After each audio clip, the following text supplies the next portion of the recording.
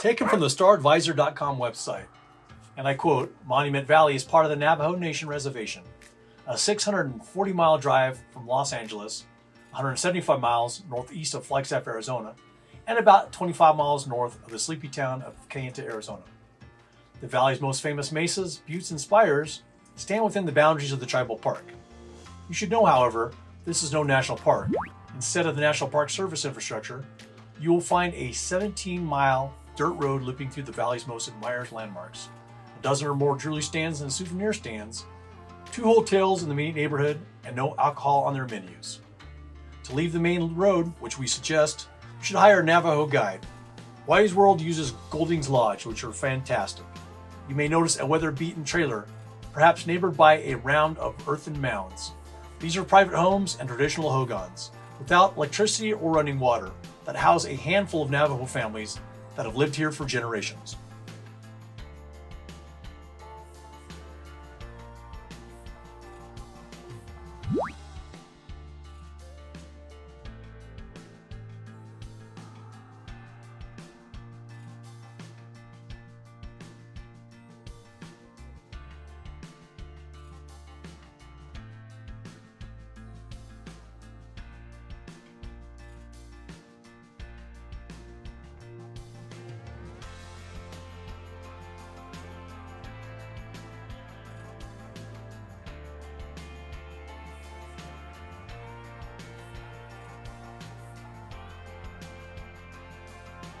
There are often several names for these amazing formations. In fact, in front of us stands Camel Rock. But if you get up close and personal, you can see Gorilla Face, Horned Owl Butte, and to the left, Buffalo Rock. We suggest using a local guide and finding your own names by using your imagination.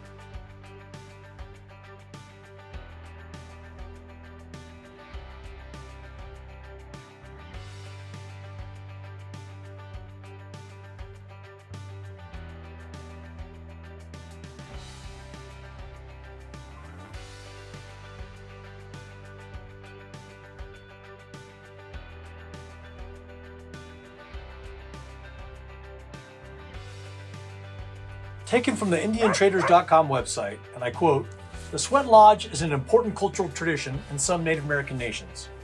Used for ceremonial purposes, it is a type of sauna that is valuable for both spiritual and physical purification, as well as used for social and cultural purposes. Traditionally, a Native American sweat lodge uses heat to detoxify the body by forcing it to sweat out impurities and toxins, also stimulating circulation of blood and even triggering spiritual insights and visions. Sweat lodges are used to this day, particularly by the Plains Indians, including Chickasaw, Cherokee, as well as other tribes such as the Shawnee, Arapaho, Shoshone, Navajo, and Ute.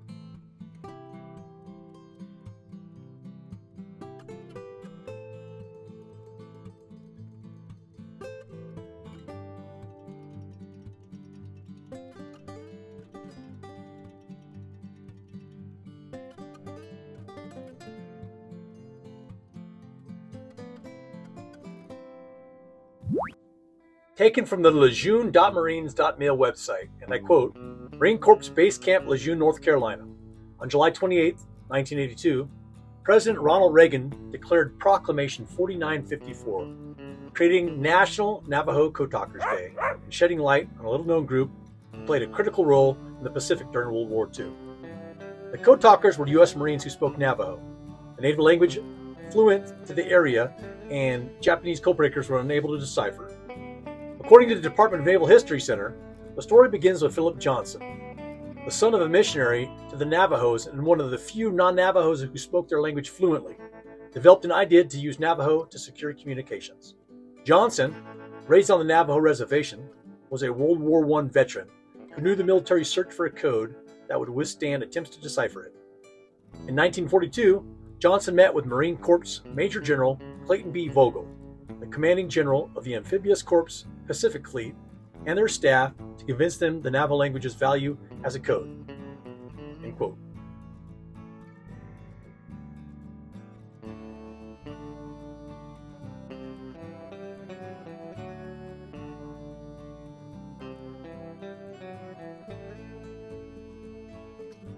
Thank you for joining us for another edition of Whitey's World. Today's adventure took us to the amazing and magical Monument Valley, located conveniently outside of Page, Arizona. Please take a look at our other videos that highlight the many adventures located near the wonderful city of Page, Arizona. We look forward to seeing you on our next adventure, and as always, plan ahead and please drive safe.